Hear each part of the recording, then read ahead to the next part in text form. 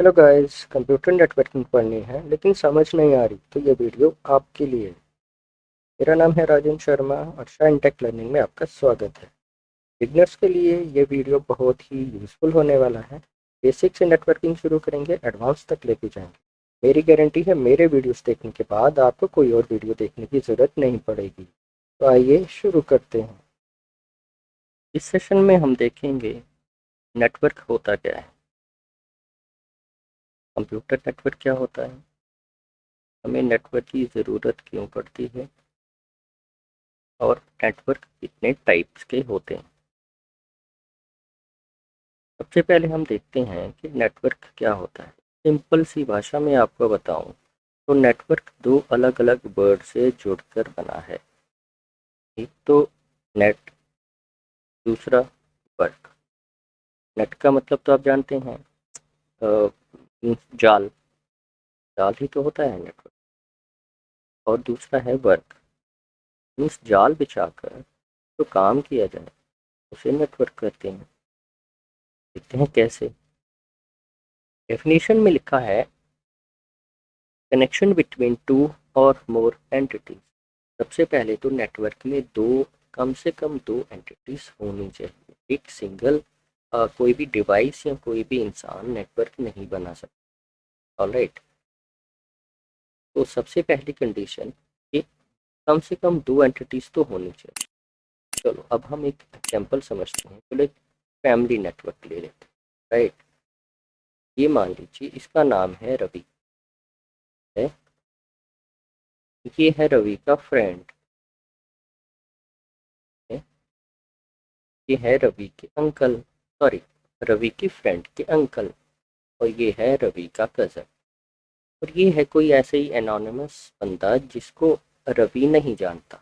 Alright, Ravi अपने friend से connected है, फ्रेंड उसका अपने अंकल से कनेक्टेड है, रवि अपने कज़न से कनेक्टेड है। अब सपोज कीजिए रवि को 1000 रुपीज़ की ज़रूरत पड़ी।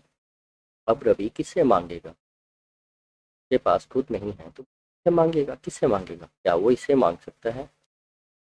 क्या आप किसी राह चलते किसी भी इंसान से पैसे मांग सकते हैं? नहीं, बिल्कुल नहीं मांग सकते। आप मांग भी नहीं पाओगे और वो देगा भी नहीं। तो अब आप फिर अभी किससे मांगेगा? या तो अपने कज़न से या अपने फ्रेंड से। ऑलराइट, मान लीजिए उसके कज़न ने उसको 500 रुपीज़ दे दी। ठीक है, लेकिन अभी भी रवि को 500 रुपीज़ और चाहिए। उसने अपने फ्रेंड से मांगी लेकिन उसके फ्रेंड के पास नहीं है। लेकिन उसके फ्रेंड ने कहा कि ठीक है मैं कहीं से करके देता हूँ, जैसे कि हमारी लाइफ में होता भी है। तो उसके फ्रेंड ने आगे अपने अंकल से मांगी। रवि की फ्रेंड के अंकल ने उसको 500 रुपीज़ दिए, जो कि उसके फ्रेंड ने वापस रवि को दे दी। तो मतलब क्या हुआ? Two entities, right, two entities with some medium. यहाँ पर मीडियम क्या हुआ? ये एक दूसरे को जानते हैं, मीन्स इन दोनों में कोई ना कोई रिश्ता है, इनमें भी कोई ना कोई रिश्ता है। Alright, to share service, data और मटेरियल। दो या दो से ज़्यादा एंटिटी आपस में कनेक्टेड हैं, पैसे शेयर कर रही हैं। यही तो डेफिनेशन बोल रही है। कनेक्शन बिटवीन टू और more entities connected with some medium to share service, data और एनी मटेरियल। ये जो डायग्राम नीचे बनी है कि यही सब तीन काम कर रही हैं। और एक नेटवर्क बस यही तीन काम करता है, इसके अलावा और कुछ नहीं। ऑलराइट, मुझे लगता है आपको समझ आ रही होगी। अगर नहीं आ रही होगी तो आप कमेंट सेक्शन में लिख सकते हैं। चलिए अब नेक्स्ट स्लाइड पर चलते हैं।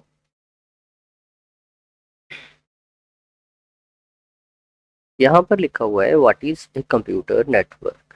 ऑलराइट, नेटवर्क क्या होता है ये अभी हमने देखा। ठीक है, उसके साथ में कंप्यूटर जुड़ गया है।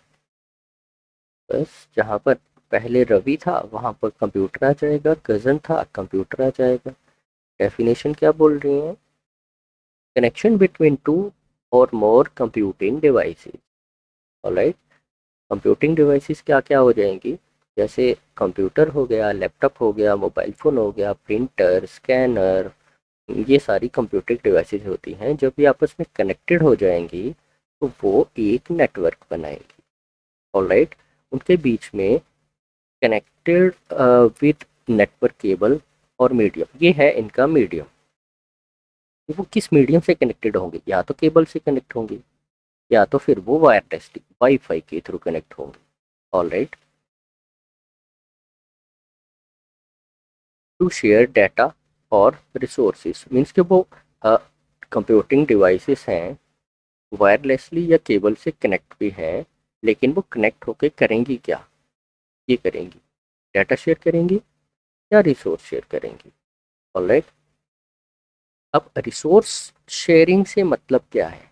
मान लीजिए ये एक कंप्यूटर है C1, एक कंप्यूटर है C2, और यहाँ पर एक C1 को चाहिए एक प्रिंट निकालना है मान लीजिए, और इसने अपने पास एक प्रिंटर लगा लिया P1।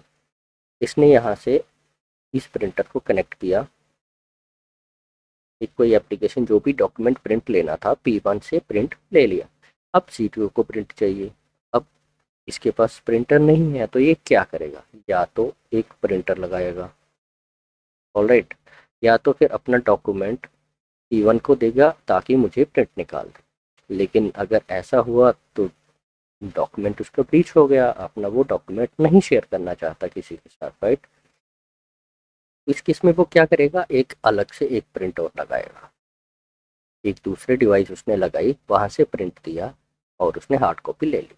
ऐसे ही अगर C3 भी हुआ तो क्या वो भी एक प्रिंटर और लगाएगा? ऐसे में अगर कंपनी में 100 कंप्यूटर हुए तो 100 कंप्यूटर के लिए 100 प्रिंटर लगाएंगे हम, ये तो कॉस्टिंग हमारी बहुत ज़्यादा बढ़ गई। तो इस केस में हम क्या करते हैं, हम रिसोर्स शेयरिंग करते हैं।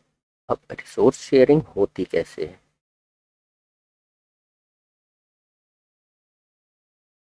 ये था हमारे पास C1, C2, C3। रिसोर्स को शेयर कैसे करेंगे? P1 लगाएंगे, ऑलराइट, और इस P1 को हम तीनों कंप्यूटर के साथ कनेक्ट कर देंगे। हमारी रिसोर्स एक है जो अलग अलग कंप्यूटर्स पे शेयर हो रही है, इसका मतलब है रिसोर्स शेयरिंग। मतलब कि इस प्रिंटर से हमारा C1 कंप्यूटर, C2 और C3 तीनों कंप्यूटर्स प्रिंट ले सकते हैं। हो गई ना कॉस्ट कम? नहीं तो तीन के साथ तीन प्रिंटर लगाने पड़ रहे थे, अब एक ही प्रिंटर से तीनों कंप्यूटर पे काम हो गया। ऐसे चीज को कहते हैं रिसोर्स शेयरिंग। ऑलराइट, ये हो गई हमारी नेटवर्क की एग्जांपल कि हमारे नेटवर्क होते क्या हैं। ये एग्जांपल हो गई कंप्यूटर नेटवर्क की, इन्हें हम आगे पढ़ेंगे। चलिए नेक्स्ट स्लाइड पे चलते हैं। होप यहाँ तक आपको समझ आ गई होगी। Why we need a computer network, हमें कंप्यूटर नेटवर्क की ज़रूरत क्यों पड़ती है?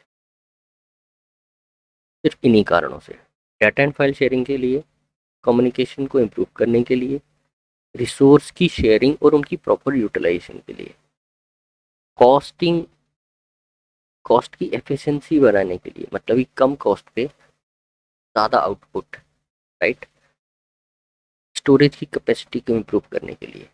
अब ये सब होता कैसे है? आइए ये भी समझते हैं ये सब कैसे होता है। सबसे पहले हम ले लेते हैं डाटा एंड फाइल शेयरिंग को। फाइल शेयरिंग और डाटा शेयरिंग होती कैसे है और नेटवर्क में का क्या फ़ायदा हो रहा है? मान लीजिए ये मैं हूँ, मेरी वीडियो यहाँ पर इस सर्वर पे, इस कंप्यूटर पे अपलोड है कहीं, तो अभी आप देख रहे हैं यहाँ पर अपलोड है। ये मेरा एक डाटा है या मेरी एक फाइल है, राइट, और इसको आप देख रहे हो अपने कंप्यूटर पे C1 पे, राइट, ये C2, ये कहीं और कोई और भी देख रहा होगा सेम टाइम पे, और भी कोई देख रहा होगा सेम टाइम पे। तो ऐसे ना जाने इस समय कितने इंसान इस वीडियो को लाइव एक ही टाइम पर देख रहे हैं। ठीक है, फाइल एक है, डेटा एक है, एक ही जगह पड़ा हुआ है, मल्टीपल यूजर्स एक टाइम पर उसको एक्सेस करके उसे देख रहे हैं। इस चीज़ को हम कहते हैं फाइल शेयरिंग या डेटा शेयरिंग, राइट।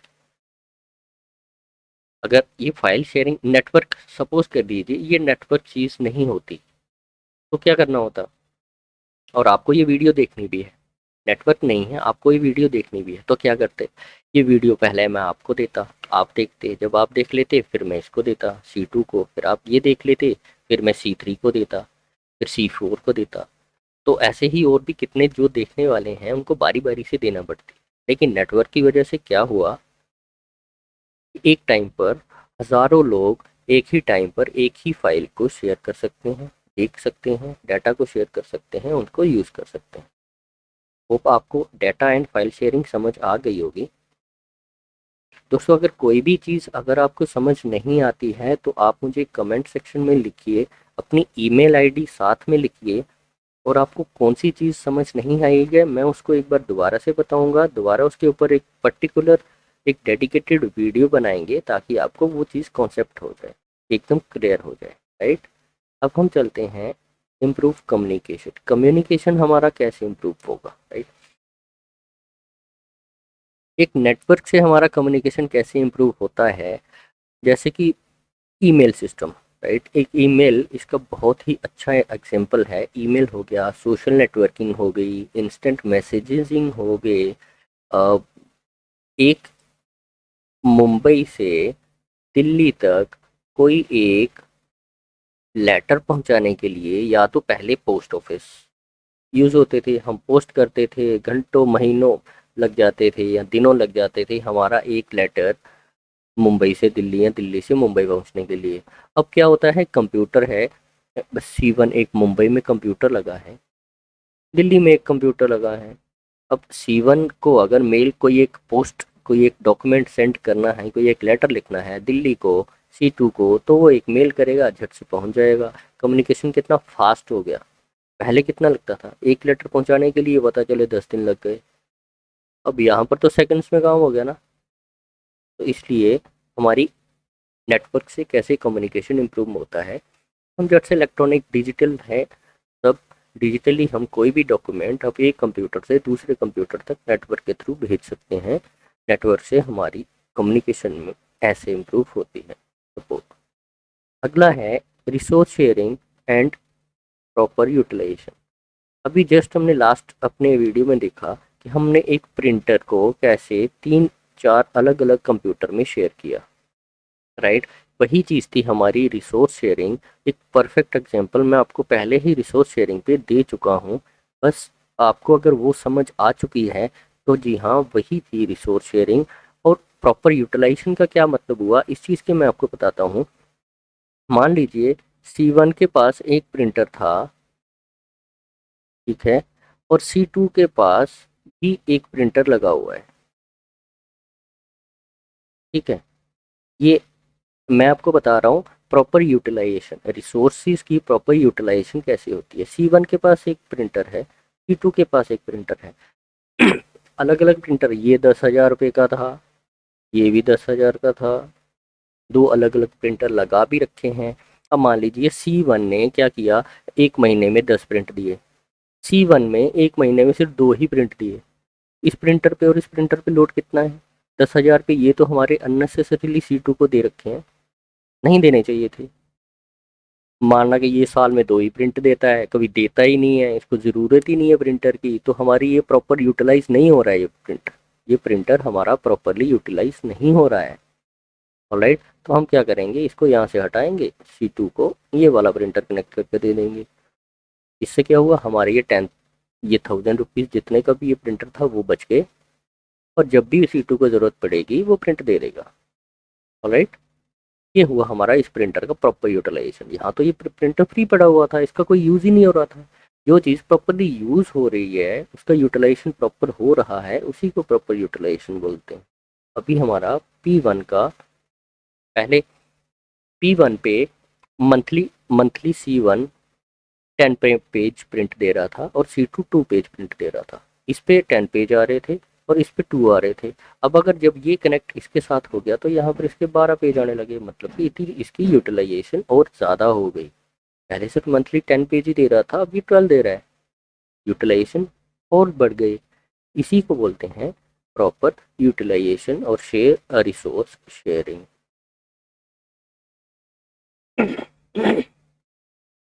तीसरा है कॉस्ट एफिशिएंसी। कॉस्ट एफिशिएंसी कैसे बढ़ गई? प्रिंटर वाली जो अभी एक मैंने एग्जांपल बताई आपको, अभी आपने देखी, उसमें एक प्रिंटर अगर हम बहुत सारी मशीन के साथ कनेक्ट कर देते हैं तो हमारी ना जाने कितनी कॉस्ट बच जाती है। वही अगर 100 कंप्यूटर हैं या कितने भी कंप्यूटर हैं, उन सबको एक ही प्रिंटर के साथ कर दें तो हमारी कॉस्ट बच जाएगी ना। बस वही चीज़ है, कैसे हम अपनी कॉस्ट बचा सकते हैं। अब एक कंपनी में जितने भी कंप्यूटर हैं सबको थोड़ी हम दे सकते हैं एक अलग अलग डेडिकेटेड प्रिंटर, नहीं, बिल्कुल नहीं दे सकते। तो C2 को इस प्रिंटर की ज़रूरत नहीं है, इसको नेटवर्क एक केबल इसमें डालो, एक प्रिंटर C2 एक ही प्रिंटर C1 को और C2 को दे दो, हमारी कॉस्ट ये बच गई इस प्रिंटर की, राइट। ये होती है हमारी कॉस्ट एफिशिएंसी। नेक्स्ट है इंक्रीज स्टोरेज कैपेसिटी। एक नेटवर्क, कंप्यूटर नेटवर्क में स्टोरेज कैपेसिटी को हम कैसे इंप्रूव करते हैं, आइए एक एग्जांपल से देखते हैं।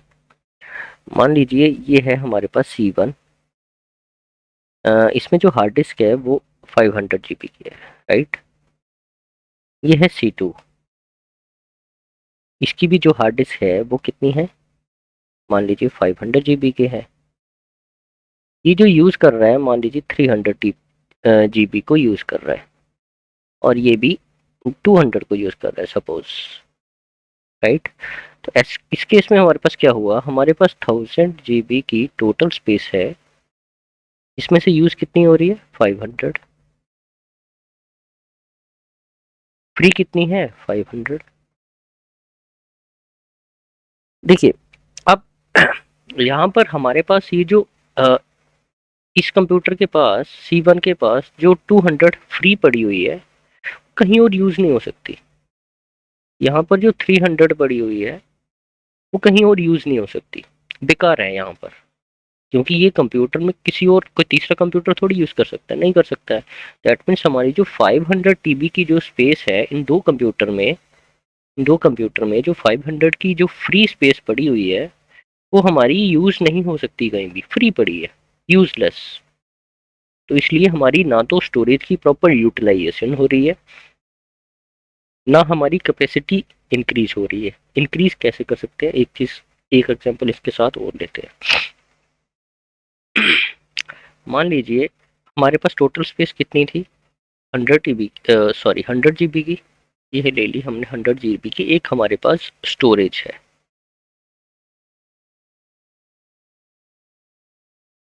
राइट, और ये हमारे पास C1 है जिसके पास अपनी कोई हार्ड डिस्क नहीं है।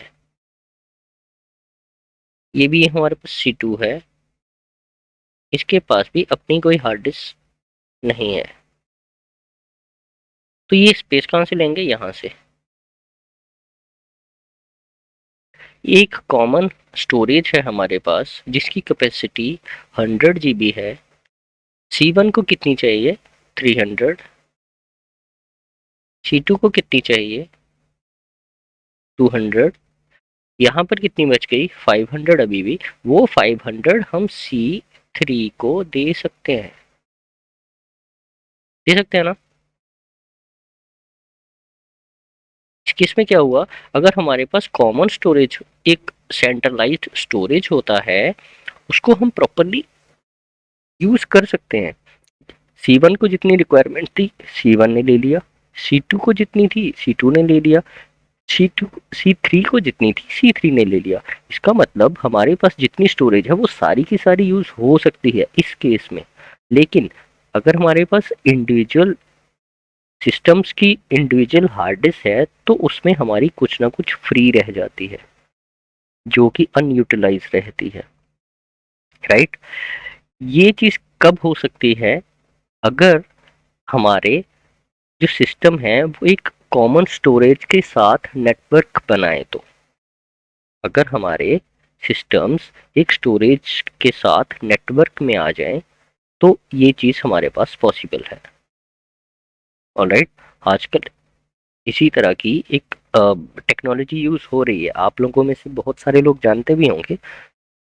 जो स्टोरेज एरिया नेटवर्क, जो स्टोरेज सर्वर्स पे यूज़ किया जाता है, वो इसी तरह का किया जाता है। जो सर्वर होता है वो एक कॉमन स्टोरेज को यूज़ करता है। ये सिर्फ एक स्टोरेज और सर्वर्स का नेटवर्क होता है जो इस तरह की स्टोरेज को यूज़ करता है, जिससे हमारी स्टोरेज की कैपेसिटी भी इम्प्रूव होती है और उसकी यूटिलाइजेशन भी प्रॉपर होती है, राइट।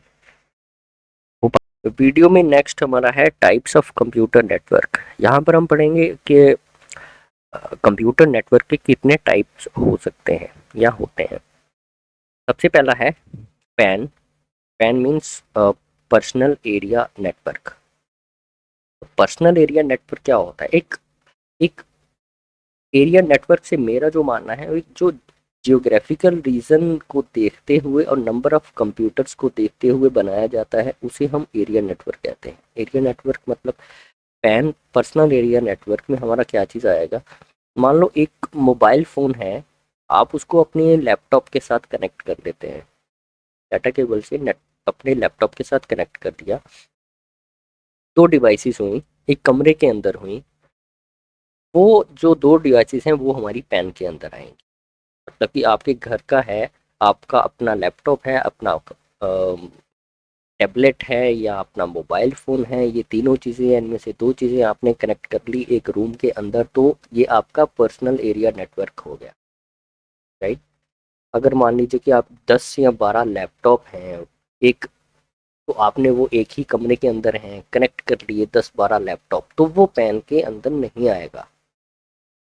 लेकिन अगर दो लैपटॉप हैं तो आपने एक दूसरे के साथ कनेक्ट कर दिए तो वो पैन के अंदर आएगा। इसका मतलब ये हुआ कि एक छोटी सी स्पेस में, एक कमरा या दो कमरे के अंदर, अगर आप दो या तीन, मैक्सिमम दो तीन चार, इतनी मोबाइल फ़ोन, एक एक लैपटॉप, एक टैबलेट आपने कनेक्ट कर दिए एक दूसरे के साथ डाटा केबल से, किसी भी वायर से या वायरलेस, किसी भी तरह के मीडियम से आपने कनेक्ट कर दिए एक दो तीन डिवाइस एक कमरे के अंदर, एक घर के अंदर, तो वो पैन एरिया, वो पर्सनल एरिया नेटवर्क कहलाएगा।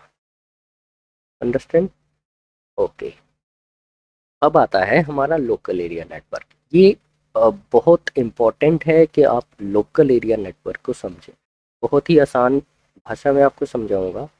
लोकल एरिया नेटवर्क हमारा क्या होता है? एक बिल्डिंग के अंदर, बस इतने ही वर्ड याद रखिएगा, एक बिल्डिंग के अंदर जितनी भी कंप्यूटिंग डिवाइसेस आपस में कनेक्टेड होंगी वो एक लैन बनाएंगी, एक लोकल एरिया नेटवर्क बनाएंगी, ठीक है। लोकल एरिया नेटवर्क को हम एक तरह से और भी डिफाइन कर सकते हैं। वो क्या? मान लीजिए एक बिल्डिंग है ब्लॉक ए, और दूसरी एक उसके साथ में बिल्डिंग है ब्लॉक बी। जो नेटवर्क आईपीज हमारे, वो ब्लॉक ए में और ब्लॉक बी में सेम ही यूज हो रहे हैं। सेम मतलब अगर हमारे पास मान लीजिए आईपीज है हमारे पास 512, ब्लॉक ए में 100 कंप्यूटर्स हैं, ब्लॉक बी में 200 कंप्यूटर्स हैं, और ये इन 512 में से 100 आईपी इधर यूज हो रहे हैं, 200 इधर यूज हो रहे हैं, और ये जो ब्लॉक ए और ब्लॉक बी है ये साथ साथ ही है, एकदम बिल्कुल साथ साथ बिल्डिंग, तो वो भी एक लैन कहलाएगा। इसका मतलब क्या हुआ? या तो हमारी एक बिल्डिंग के अंदर जितने कंप्यूटर्स हैं, या तो एक बिल्डिंग के अंदर आ रहे हैं, या तो हमारा जो लोकल नेटवर्क है, नेटवर्क आईपी का जो ये चीज़ आईपी एड्रेसिंग में मैं आपको इन डिटेल पढ़ाऊंगा कि आईपी एड्रेस और नेटवर्क होता क्या है, एक्चुअली नेटवर्क क्या होता है। क्योंकि एक जो लिस्ट हमारी आईपीस की है वो एक नेटवर्क सेगमेंट में आ रही है, चाहे ही वो दो अलग अलग बिल्डिंग में डिस्ट्रीब्यूट हो रहा हो, वो भी हमारा लैन है। लेकिन हमारा ये दो जो बिल्डिंग है, ये ऐसा नहीं कि एक सिटी के ईस्ट कॉर्नर में और एक वेस्ट कॉर्नर में आ गया, फिर तो हमें बीच में 6 किलोमीटर 10 किलोमीटर 20 किलोमीटर की तार बिछानी पड़ेगी, ऐसा पॉसिबल है नहीं। ठीक है, हमारी ये बिल्डिंग साथ साथ में होनी चाहिए और नेटवर्क जो आईपी की हमारी लिस्ट है वो कॉमन होनी चाहिए इनके बीच में, मीन्स कि डिस्ट्रीब्यूट होनी चाहिए, तो ये लैन कहलाएगा। मोटा मोटा आप इतना समझ लीजिए अभी के लिए कि एक बिल्डिंग के अंदर जितने भी कंप्यूटर आपस में कनेक्टेड हैं वो लैन कहलाते हैं, राइट। तो अब हम चलते हैं वैन पे, सॉरी उससे पहले हम मैन पढ़ लेते हैं। मेट्रोपॉलिटन एरिया नेटवर्क ये क्या होता है? मान लीजिए एक मेरा ऑफिस है अ, नोएडा में, ऑयल, ठीक है, और एक मेरा ऑफिस है दिल्ली में, ठीक है, एक मेरा ऑफिस है मुंबई में, ठीक है। ये दोनों सिटीज तो ज़्यादा दूरी पे नहीं है, लेकिन ये दूरी पे है। लेकिन हमारा ये ऑफिस जो है वो एक कॉमन ऑफिस है, मतलब कि ऐसा नहीं कि कॉमन मतलब कि एक ही ऑफिस है, उसकी ब्रांचेस अलग अलग हैं। ये नोएडा ब्रांच हो गई, ये दिल्ली ब्रांच हो गई, ये मुंबई ब्रांच हो गई।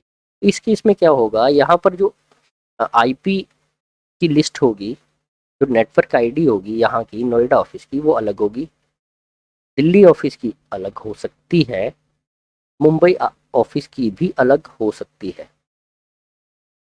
ओके, कॉमन भी हो सकती है, ठीक है। ये अलग होना और कॉमन होना आईपी एड्रेसिंग ये कैसे होगा, ये जब आप आगे चल के आईपी एड्रेसिंग पढ़ेंगे तो तब आपको क्लियर हो जाएगा। क्योंकि अगर थोड़ी और डिटेल में जाऊंगा आईपी एड्रेसेस के बारे में तो फिर आपको कंफ्यूजन हो जाएगी। अभी बस मेरे वर्ड टू वर्ड सुन के उसको समझने की कोशिश कीजिए। मान लीजिए हमारे पास नोएडा, दिल्ली और मुंबई में तीन सेम एक कंपनी के तीन ब्रांचेस हैं, और यहाँ पर भी कंप्यूटर हैं, यहाँ पर भी कंप्यूटर हैं, यहाँ पर भी कंप्यूटर लगे हुए हैं, लेकिन इनके बीच में अपना डेटा शेयर हो रहा है। वो कैसे हो रहा है?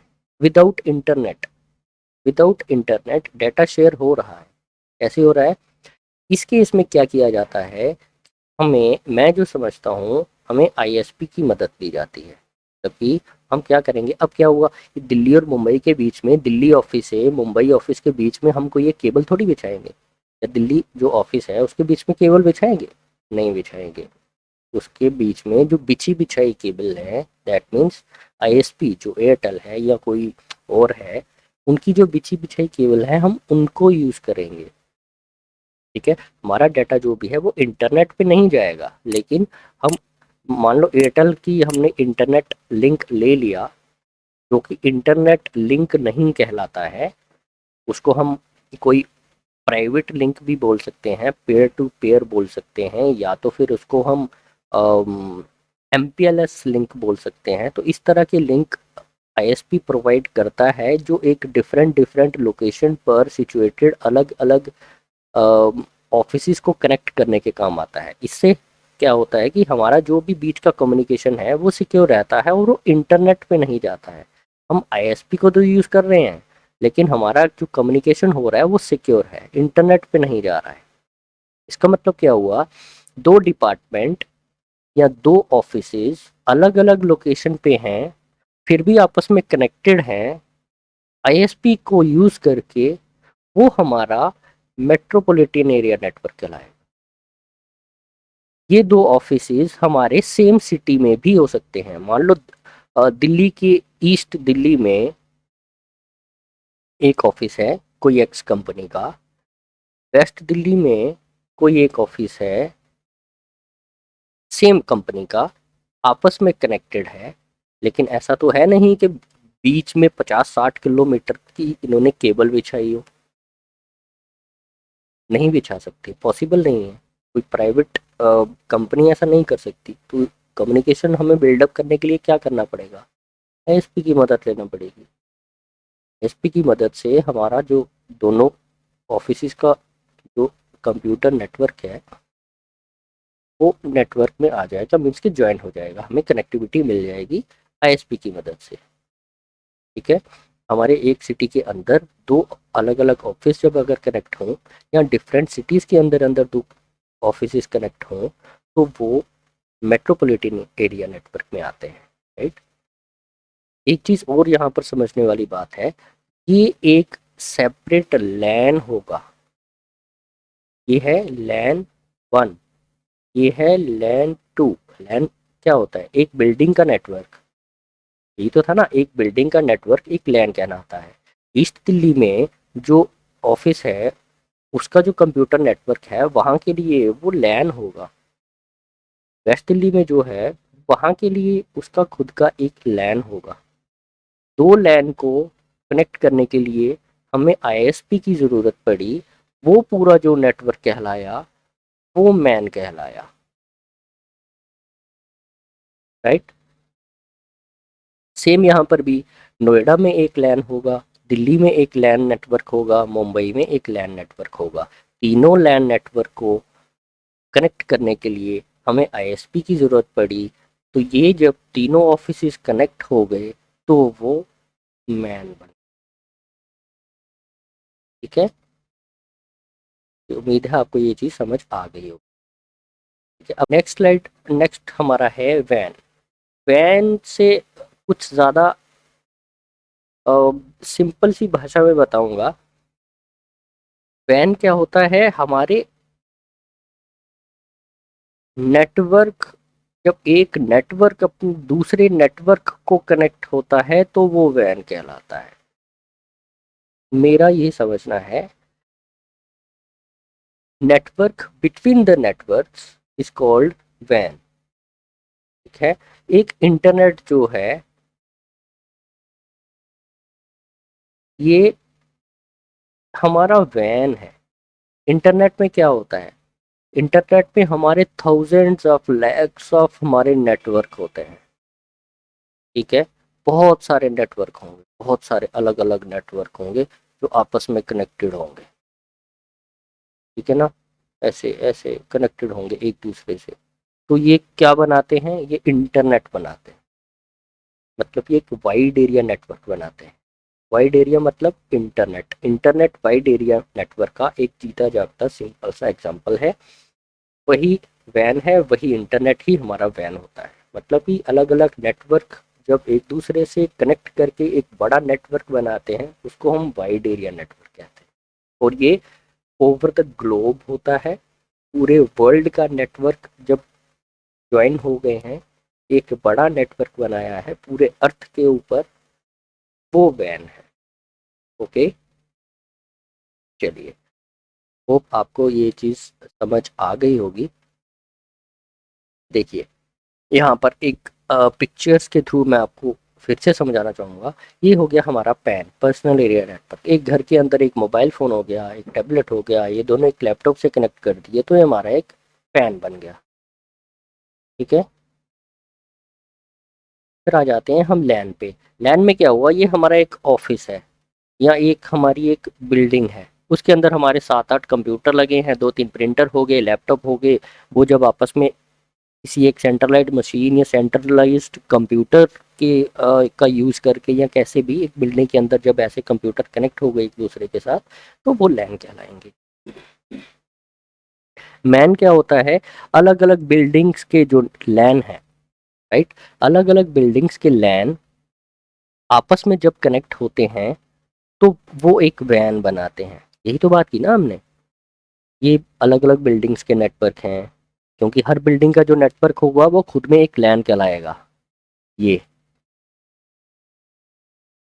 हर एक बिल्डिंग का जो नेटवर्क है वो खुद में एक लैन है। जब लैन आपस में कनेक्ट हो गए तो वो वैन कहलाएंगे। राइट।